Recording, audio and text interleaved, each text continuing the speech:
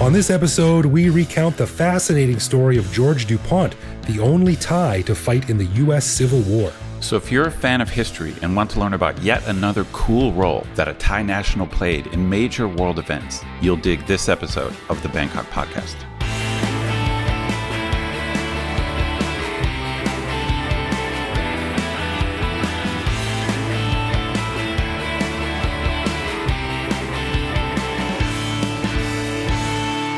Sawadee krap, and welcome to the Bangkok Podcast. My name is Greg Jorgensen, a Canadian who came to Thailand in 2001 to enjoy a beach that has more to offer than just pebbles, seaweed, and freezing tidal pools, which is pretty much what you get when you go to a Canadian beach. And I'm Ed Knuth, an American who came to Thailand on a one-year teaching contract 21 years ago, fell in love with Thai people being nice without a hidden agenda like getting bonus points on their CVS card, so I never left. Zing! Nice callback. We want to say a quick thank you to one of our patrons, Jeff Ireland, who supports us at the show Shoutout level. Stick around after we're done talking about the incredible story of George DuPont to hear why Jeff might be hosting Greg and I on his farm if the zombie apocalypse ever arrives. True that. You're right. We want to give a big thanks to all of our patrons who support the show. Patrons get a whole bunch of cool stuff, including our ad-free regular show a day early, behind-the-scenes photos and videos of our interviews, discounts on swag, access to our Discord server to chat with me, Greg, and other listeners, and various other things that aren't available to regular listeners. But best of all, patrons like Jeff also get an unscripted, uncensored bonus episode every week where we riff on current events and Bangkok topics. We just finished recording this week's bonus show, and we got an update on my situation being stuck in the U.S., but wanting to head back to Thailand, the depressing news about a doctor who was killed crossing the street and what that says about Thailand's traffic laws, and a major update in our Weed Watch segment. Weed Watch. Which actually turns out to be maybe not so major. We'll have to see. To become a patron, head to bangkokpodcast.com/support. Oh, Weed Watch. It's good fun. All right. Well, hey, on this episode, we are going to jump back into our history series with a story that I found absolutely fascinating, which our buddy Zach sent in to me. So, Ed, you are aware of the American Civil War. I am somewhat aware with that, yes. As a teacher of American studies, I am. Right. Now, the war, which was fought between the Northern Union and the Southern Confederates, was one of the major turning points in world history. And if it hadn't happened or the outcome had been different, we'd be living in a very different world today. Agreed. But did you know that there was one particular soldier who fought for the Union who happens to be the only known participant from Thailand? To be honest, I did not know this. I'd never heard of this guy. Yeah, I'd never heard of it either. So thanks for Zach for sending it in. So let's get into it. This is the story of George DuPont. Does not sound Thai to me. No, it doesn't. But listen to the story. Here we go. So picture it. A sweltering August day in 1862, Lieutenant John Grimes is taking applications for those who want to join Company B of the New Jersey Volunteers to fight in the American Civil War. Now, there are plenty of foreigners who had signed up. Usually they come from Ireland or Germany, England, Canada, Holland, and other countries like that. But this one was new. The man standing in front of John Grimes was 5.5 feet tall. He said he was 18 years old, although he was probably younger as he had a consent form for minors signed by someone named William Hagen. And he said his name was George DuPont. Now, when Lieutenant Grimes asked DuPont what country he hailed from, it was the first time he'd heard the name of the country Grimes said from one of his soldiers, Siam. Oh, wild. There is a lot of evidence that recruiters for the Union Army basically waited at the piers and docks for incoming ships filled with immigrants. And I think that some of those immigrants were granted citizenship if they fought for the North. The North was needed as many soldiers as possible. So could you imagine coming over from Europe and you're trying to escape some situation, or at least you're trying to improve your life. You're like, I'm going to America, the land of opportunity, where I can own some land. I can have a farm. I can raise a family. I can make money finally. And you walk down the plank, and basically you get recruited to go fight in a bitter cruel war that killed thousands and thousands of people.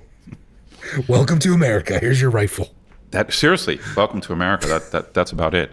But so that's incredible that he volunteered. And I got to say, 5.5 feet tall. That's pretty tall for a Thai guy.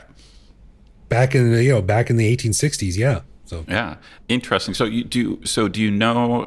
Because I don't know anything about this. So do you know his backstory? Like, how did he get there, or what was he doing there? No, there's not a lot. There's not a lot there, but let's get into it.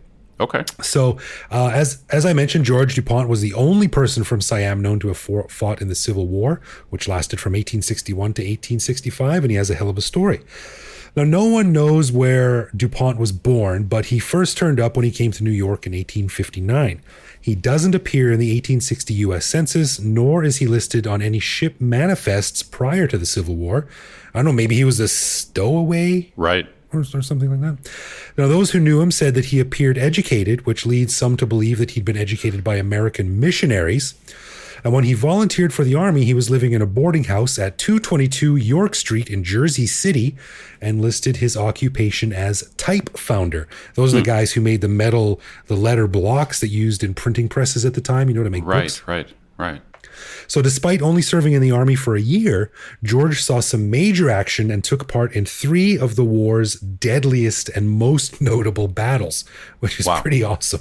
No, that's incredible. So the first was the Battle of Antietam on September 17th, 1862 in Maryland by Union General George McClellan and Confederate General Robert E. Lee.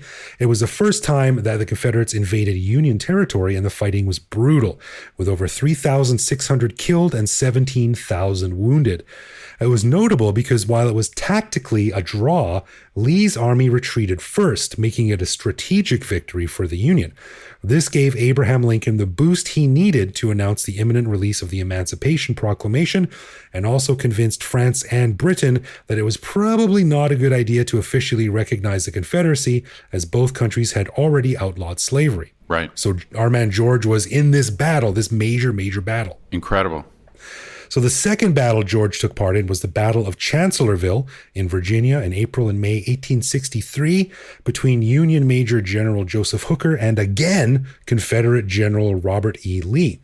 Now this battle saw over 3,200 killed and 19,000 wounded, and is notable because it was one of the biggest wins for Lee's Confederate Army, which prompted President Lincoln to say, quote, my God, what will the country say?"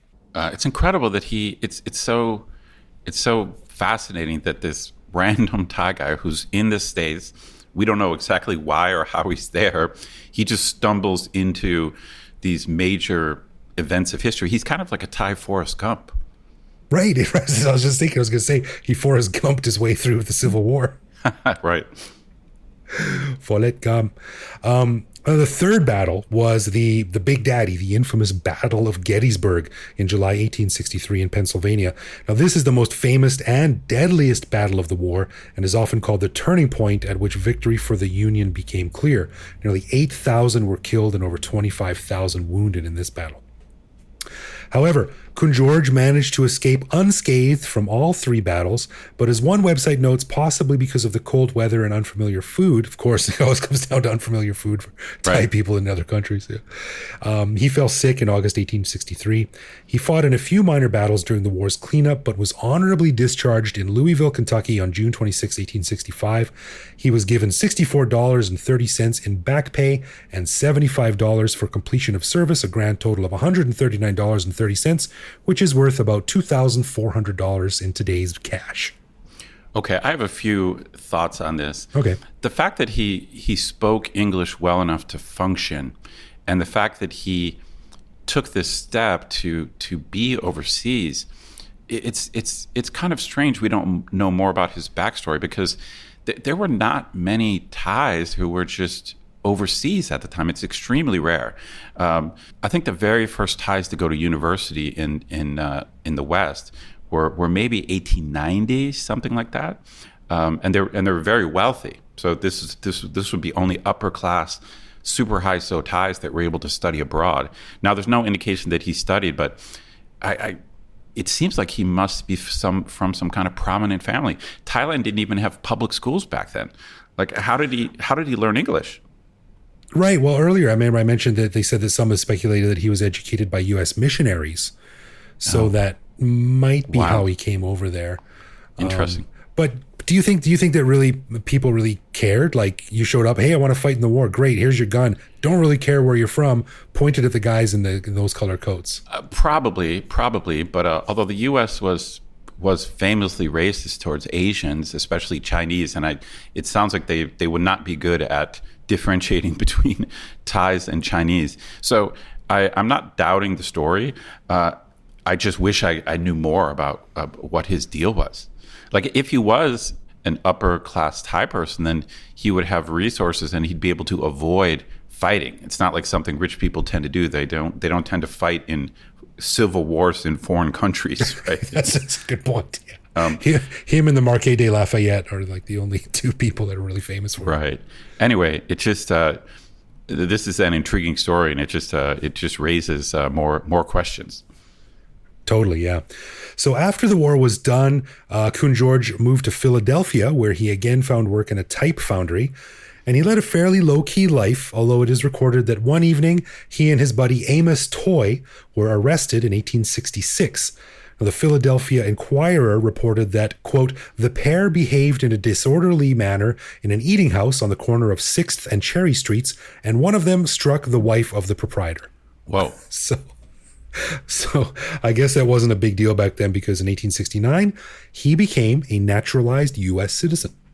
You know, I feel like he should be more famous. I wonder, this is stuff that I feel like we should know. Who was the very first Thai person to be naturalized in the U.S.?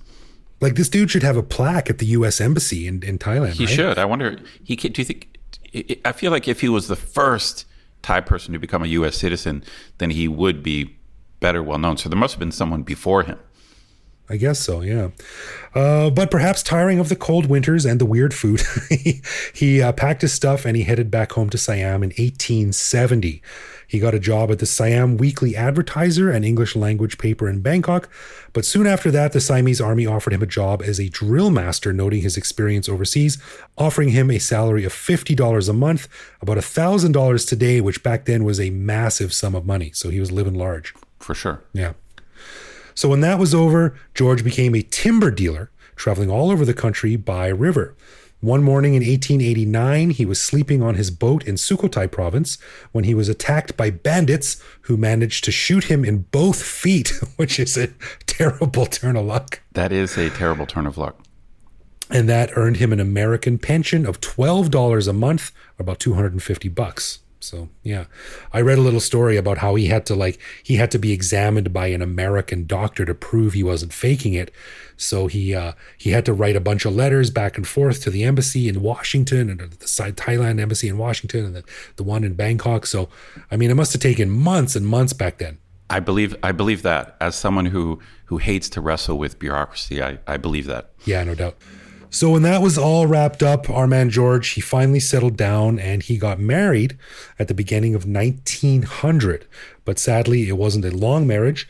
In July of 1900, he died from heart disease at about 56 years old. And check this out, is today buried at the Bangkok Protestant Cemetery in the shadow of the giant Mae Nam Residences condominium, which is located on site Charoen Krung 72/5. And I looked it up. I wanted to get down there myself, actually, because I've actually been to this graveyard before, because I wrote a blog post several years ago where, do you know the soy running down by the river that goes by the Sheraton Hotel right by River City there? Sure. Yeah, this is Charoen Krung soy 30, but it's also known as soy Captain Bush. And I wrote a blog post about this one time, and I actually tracked him down.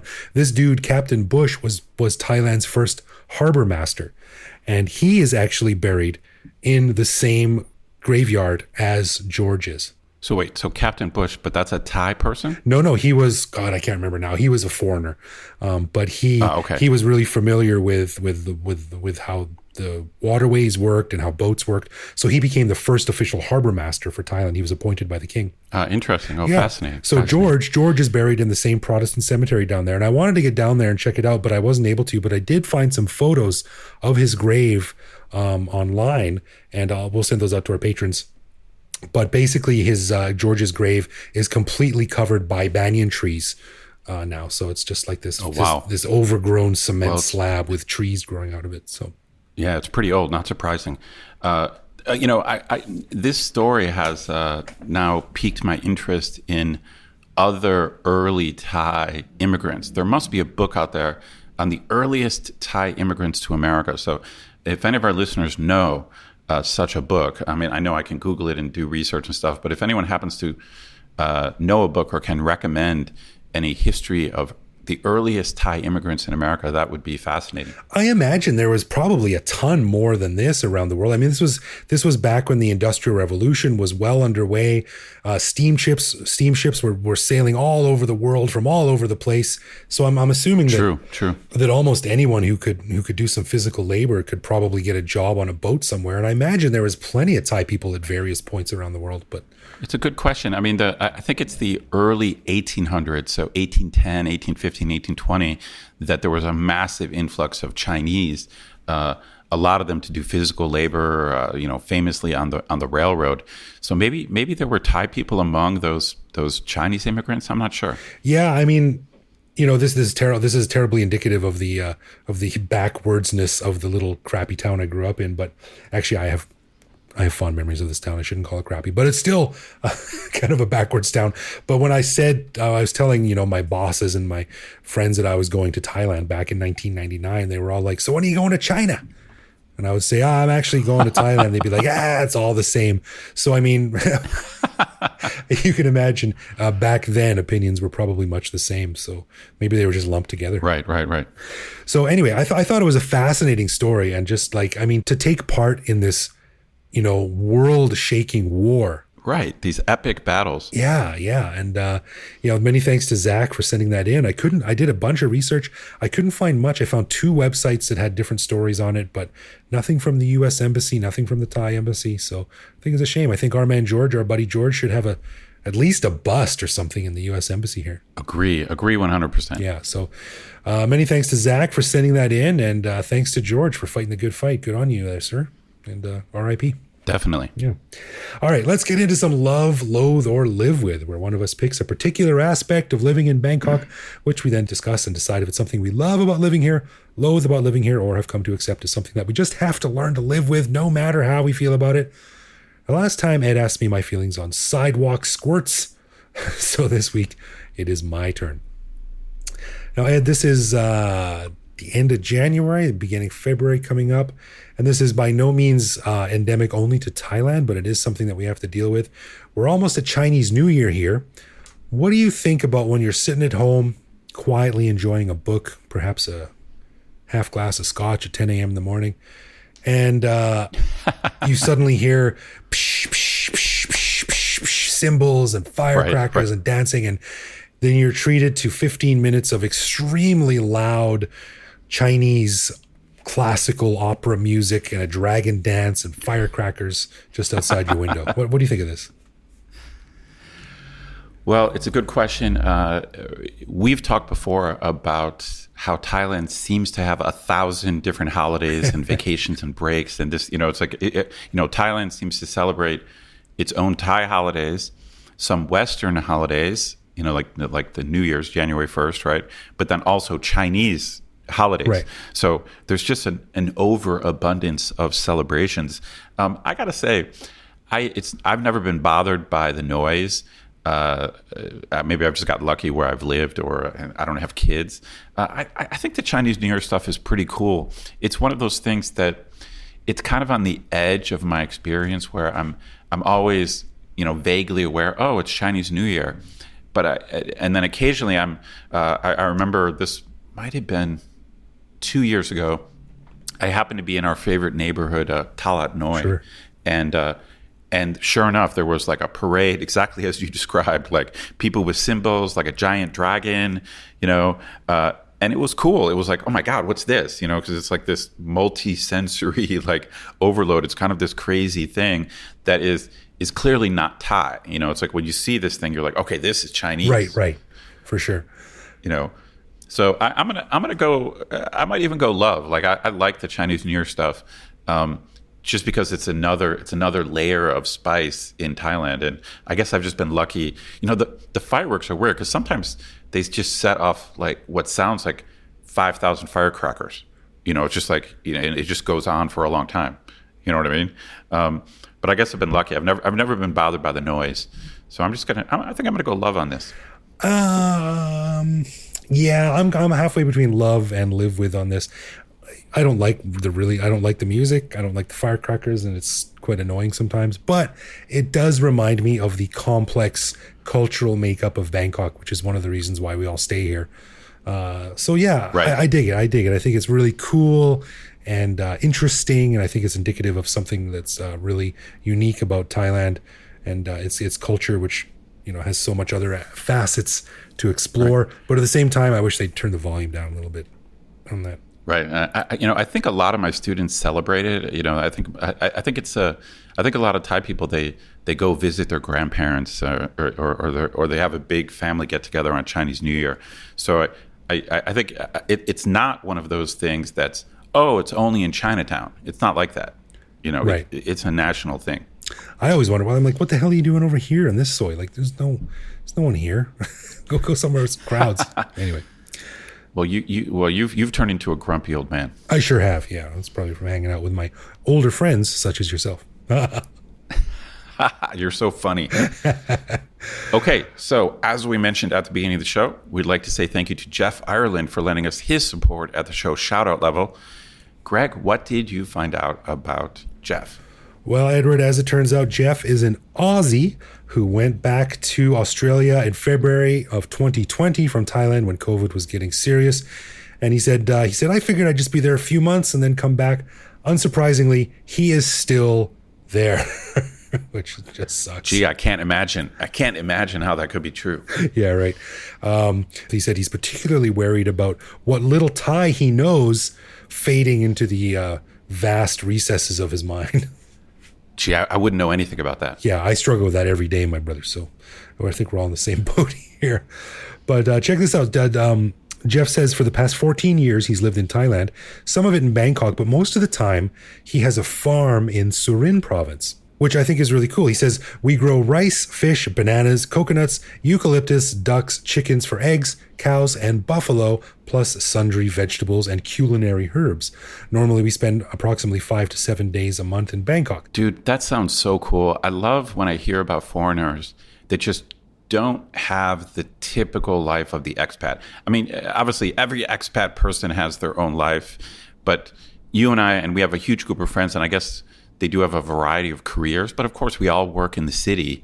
And so I love when I hear about expats who are like, raising animals on a farm. That's so cool. Yeah, I think that's the same. I think it's so cool. I mean, I moved to Thailand. Like, okay, you've heard that. Most people have heard that before. Oh, I became a teacher or I got hired at a company or I did this. But I moved to Thailand to become a farmer is not something you hear a lot, right?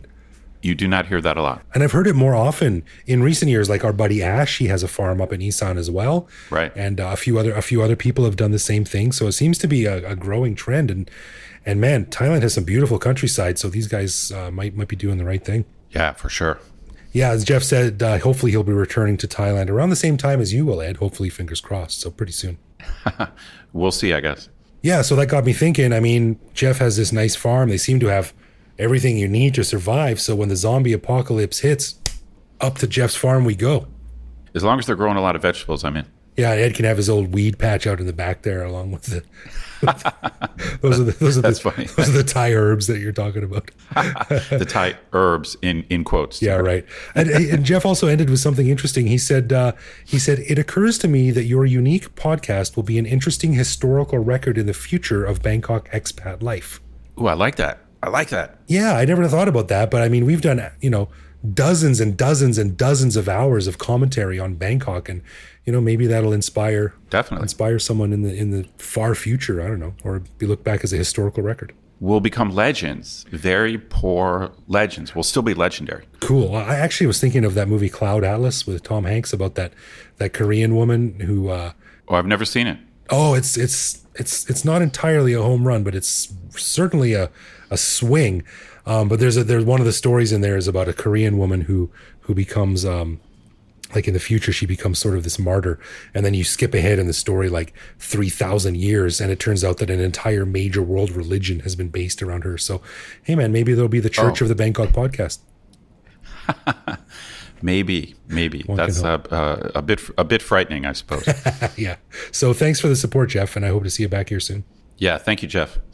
A final thanks to all of our patrons who support the show. Patrons get a ton of cool perks and the warm, fuzzy feeling knowing that they're helping support the show.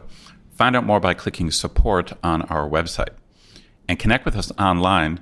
We're Bangkok Podcast on social media, bangkokpodcast.com on the web, or simply bangkokpodcast@gmail.com.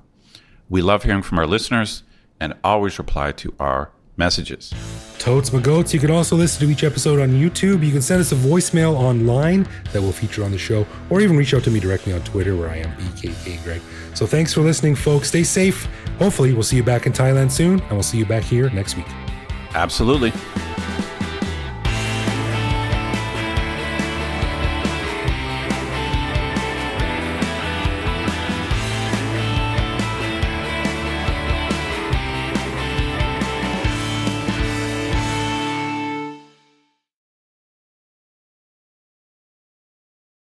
Have you seen Peacemaker?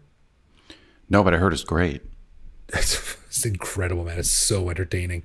It's just, it's outrageous. Everything about it is outrageous. That's great. The language, the violence, it's just the writing. The boys, the boys, they just showed what's possible, Yes, finally. All right.